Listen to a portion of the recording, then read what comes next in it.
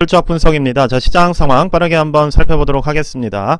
자, 오늘은 일단 나스닥 같은 경우가 0.82% 금요일 빠지면서 마무리가 됐기 때문에 기존에 올라가던 이 상승 추세 박스권 안에서 또 잔잔한 움직임 나오고 있다라고 말씀을 드릴 수가 있을 것 같아요. 자, 그러다 보니까 올라갔다가 내려갔다가 잦은 반복으로 인해서 사실상 뭐 한 달이 지나더라도 수익률 자체가 눈에 띄게 올라가지는 않는 상황입니다. 자, 그렇다 보니까 자연스럽게 많은 분들이 TQQQ라던가 SOXL 같은 이런 세배 레버리지에 투자를 하게 되는 것 같아요. 왜냐면 그렇게라도 해야 이러한 식의 수익률을 만족할 만큼 가져갈 수가 있고, 박스권 안에서도 어쨌든 2, 3일 동안의 수익만으로도 뭐 예를 들어서 7%나 10% 정도의 수익을 노려볼 수가 있기 때문이에요.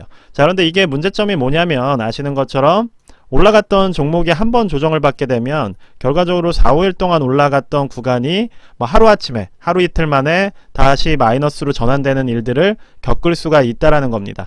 즉 지금 주요한 나스닥이라던가 S&P 500, 뭐 QQQ, SOXX 같은 이러한 주요 지수를 추종하는 세배 레버리지 같은 경우에는 어쨌든 전고점을 넘어서 지금 상당히 많이 진행이 된 상황이고, 자, 고점부를 어떻게 보면 뚫어서 이런 지금 구간이라고 보시면 돼요. 자, 그렇다 보니까 올라가는 속도 자체도 점점 느려지게 되고, 왜냐면 하단부에 들고 있는 사람들의 수익 실현 매물이 조금씩 쌓여서 나오기 때문에 위쪽에 매물대가 없더라도 누군가 더 사줘야 된다는 거예요. 그렇죠? 누군가가 더 비싸게 사줘야 가격이 올라가는 것이 유지가 되는 것인데, 결국 누군가가 사주지 않게 된다면 그때부터는 조정이 나올 수 있다라는 두려움 때문에 적극적인 투자를 하기가 좀 어렵다는 거예요. 자, 그러한 부분들이 지금 보여지는 게 어떤 부분에서 살펴볼 수가 있냐면, 지금 보시는 것처럼 나스닥 같은 경우도 자, MACD 이격도 자체가 곧게 계속해서 뻗어나가는 게 아니라 이격도를 줄였다가 늘렸다가 줄였다가 하듯이 심리적인 어떠한 부딪힘이 이제 조금씩 드러나고 있다라는 거예요. 자, 나스닥이 그런 상황이기 때문에 뭐 다른 종목들에서도 유사한 그러한 심리적인 변곡이 보여질 수가 있는 것이고, 그 중에서는 그나마 반도체 쪽이 에너지가 강했기 때문에 매수를 추천을 드렸고 AI와 좀 엮여 있다라는 말씀을 드렸었는데, 좀 이 너무나도 한정된 폭 안에서만 말씀을 드리는 것도 그렇게 좋은 것 같진 않다라는 생각이 들었어요. 자, 그래서 지금은 조금 섹터를 우리가 정말 몇 가지 안 되는, 예를 들어서 나스닥, 뭐 S&P 500, QQQ 이런 쪽만 살펴볼 것이 아니라 좀 다양한 섹터들이 있겠죠. 그래서 많은 분들이 하시는 이런 세배 레버리지 상품들 중에서 제가 한번 뭐 간단하게 조금 브리핑을 해드리는 그런 식의 영상을 앞으로 조금씩 추가를 할 생각입니다. 자, 그래서 세배 레버리지 상품을 좀 살펴봤어요. 한번 오랜만에. 자, 그렇다 보니까 기본적으로 지금 대형주 위주로 움직이는 FNG라던가 불주 같은 경우는 추세가 어느 정도 꺾이려는 움직임이 나오고 있습니다. 즉 무슨 말이냐면 지금 단기적인 이러한 추세 라인이 하방으로 뚫리게 된다면 결국 이러한 대형주들을 추종하는 이 레버리지의 하락이 의미하는 게 뭐겠어요? 자, 대형주 중심의 하락이 나오게 된다면 당연히 그것들이 포함된 기술주 역시도 조정을 받을 수 있다라는 얘기입니다. 즉 FNG나 불즈가 어쨌든 추세선에 보시는 것처럼 이렇게 맞닿아 있고, 자, 불즈의 특징이 뭐예요? 자, 중국 주식이 안 들어가 있다라는 거예요. 중국의 대형주가 빠져 있기 때문에 순수한 미국 주식으로 봤을 때도 보시는 것처럼 추세선 상에서 지금 하단부로 내려갈 수도 있는, 다음 주부터는 조정이 나올 수 있는 그러한 구간에 위치를 했다라고 보시면 되는 겁니다. 자, 그렇기 때문에 지금 너무 시장을 낙관적으로 볼 수만도 없고, 여기서 뭐 단순하게 TQ나 SOXL 매수만을 말씀드릴 수는 없기 때문에 조금은 다른 방향으로 전환을 해봐야 될 것 같아요. 자, 그래서 일단은 기본적으로 조금 출발하는 단계에 있는 섹터라고 한다면 지금 라부, 즉 바이오테크 쪽이 될 수가 있을 것 같아요. 자, 보시는 것처럼 상당히 오랜 기간 조정을 받아왔고, 지금 상당히 긴 시간 만에 첫 정배열 구간을 만들었다고 보시면 됩니다. 자, 고점과 저점이 높아지는 흐름이 상당히 오랜 시간 만에 잡혔기 때문에 시장이 조금 조정을 받더라도 바이오테크 쪽은 오히려 시세를 받을 가능성이 있다는 거예요. 그리고 제가 항상 강조를 드리지만 매수를 들어갈 때는 내가 손절칠 수 있는 라인과 거리가 가까워야 된다라고 말씀을 드렸죠. 자, 그렇다면 지금 박스권이 이 구간에 잡혀 있기 때문에 충분히 바이오테크 쪽 같은 경우는 관심을 가져볼 만한 위치에서 움직이고 있다라고 볼 수가 있습니다. 즉 지금 뭐 TQ라던가 SOXL 같이 높은 위치에 투자해서 좀 어려움을 겪고 계신다면 이러한 뭐 바이오테크 쪽도 관심을 가져보시면 괜찮을 것 같아요. 자, 그리고 이제 TMF 같은 경우 매수하시는 분들이 많은 걸로 알고 있어요.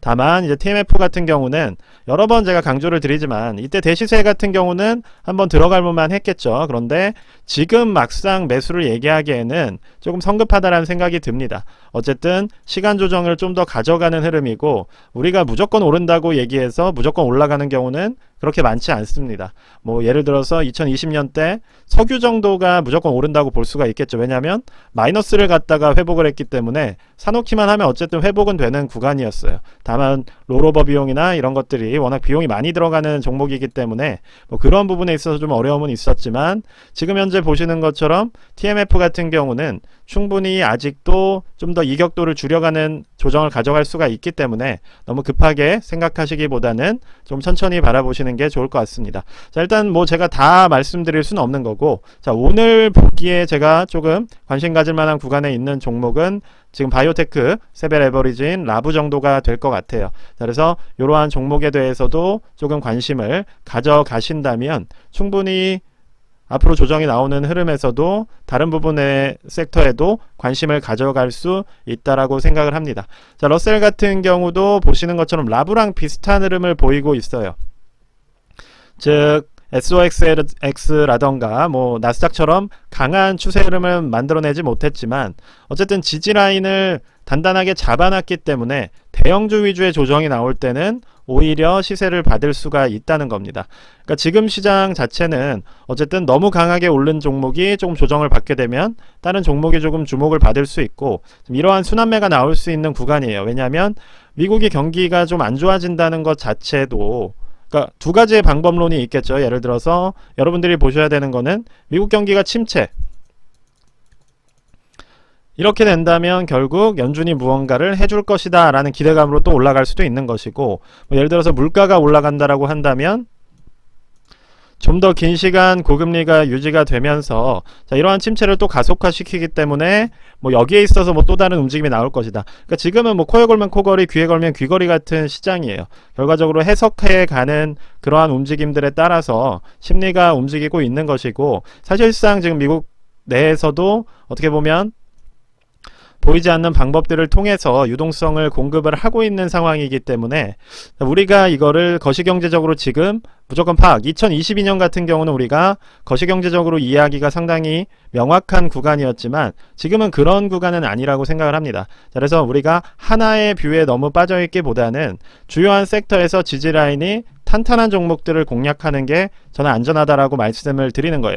자, 이게 어떤 말씀이냐면 자, 지금 나스닥 같은 경우는 지지라인이 탄탄하다고 보기는 어렵습니다. 왜냐하면 가파르게 올라가고 있기 때문에 특정한 지금 가격대에서 지지라인을 만들어줄 수 있는 선 자체가 상당히 얇다고 볼 수 있어요. 그러니까 기간으로 쳐봤자 뭐 일주일 정도의 매수세 정도가 지지라인으로 기능을 할 수 있다라고 본다면 이러한 종목들은 사실 단기적으로 조정이 나오면 강하게 나올 가능성이 높아서 위험하다. 그리고 우리가 너무 큰 돈을 높은 위치에서 넣기가 어렵다고 말씀을 드리는 겁니다. 자, 그런데 반대로 앞서 말씀드렸던 뭐 그러한 뭐 러셀이라던가 라브 같은 것들을 보시면 어느 정도는 지지라인이 잡혀 있는 상황이에요. 그러니까 이 구간에서 매물대를 만들어 놓고 정배열이 잡혀 있는 상황이기 때문에 오히려 시장의 조정이 받으면서 돈이 빠져나가는 쪽에서 나온 자금들이 이런 쪽으로 흘러 들어갈 여지가 있다라는 겁니다. 결과적으로 돈은 투자할 곳을 필요로 하기 때문에 지금 대체제로서 사실상 주식의 대체제라고 한다면 무엇이 있겠어요? 결국 채권인 것이고 그 중에서도 국채인 것이겠죠. 자, 그런데 이쪽 시장 자체가 지금 주식시장에 비해서 딱히 매력적인 것도 아닙니다. 왜냐하면 하나의 방향성이 정해져 있는 것도 아니고 상당히 애매한 구간에서 움직이고 있기 때문에 어차피 주식에서 나온 돈은 또 주식으로 흘러 들어갈 수밖에 없다는 거예요. 그러한 것들로 봤을 때 우리가 순환매를 조금 준비를 하면서 새로운 섹터에 대해서 관심을 가질 필요가 있다라고 보고 앞으로도 좀 그런 부분들이 보여지면 말씀을 드릴 생각입니다. 어떠한 섹터적인 순환매 정도는 언급을 드릴 수 있을 것 같아서 그 정도는 제가 팁으로 공개를 하도록 하고, 지금 뭐 바이오테크라던가 러셀 같이 일단은 정배열 상황에서 지지라인이 잡혀있는 이러한 종목들 위주로 관심을 가져주신다면 뭐 충분히 좋은 기회 가져갈 수 있고, 특히나 손절 라인을 짧게 가져갈 수 있다는 거, 그러니까 이 말씀이 가장 중요한 거예요. 뭐 제가 매수한다 무조건 오른다 이런 게 아니라, 사더라도 컷해야 되는 구간이 어느 정도는 명확하다는 말씀을 드리는 겁니다. 자, 그래서 테슬라 같은 경우 한번 살펴보자면, 자, 지금 역배열 상황에서 올라오는 구간 만들어가고 있어요. 자, 그런데 이제 단기적으로 하방이 나오는 지금 한 6, 7주 정도 구간의 매물대 자체가 자, 200달러 초반쯤에 잡혀 있습니다. 그 저항을 뚫을 수 있을지는 좀 지켜봐야 될 것 같은데, 제 생각에는 한 번에 뚫고 올라가기는 조금 쉽지 않지 않을까라는 생각을 하고 있어요. 물론 뚫을 수가 있겠지만, 근데 이제 이때부터 해서 하락해 내려온 매물대 자체는 기본적으로 이 구간에 많이 잡혀 있다라고 보시면 되는 겁니다. 자, 왜냐면 갭이 나온 구간이기 때문에, 자, 갭을 메울 수 있는지를 결국 확인을 해야 된다는 것이고, 지금 갭 저항이 위쪽에 있다. 그리고 이 부분을 여기서 들어가는 거는 어떻게 보면 도박, 배팅이라고 볼 수가 있는 거예요. 그러니까 안전한 투자라기보다는 될지 안 될지에 그냥 주사위를 던지기는 것이기 때문에, 우리가 조금 더 합리적으로 생각을 한다면 뭐 시간 조정을 거쳐가든 정배열의 이격도가 조금 줄어드는 그러한 흐름을 기다린 뒤에 매수를 하는 게 맞는 것이지, 지금부터 덜커덕 매수를 하고 될지 안 될지 모르는 상방 상승에 배팅을 하는 것은 저는 개인적으로 조금 위험하다라고 생각을 합니다. 그래서 소신껏 계속해서 말씀을 드리고 있는 것이고, 조금 더 시간이 지난다면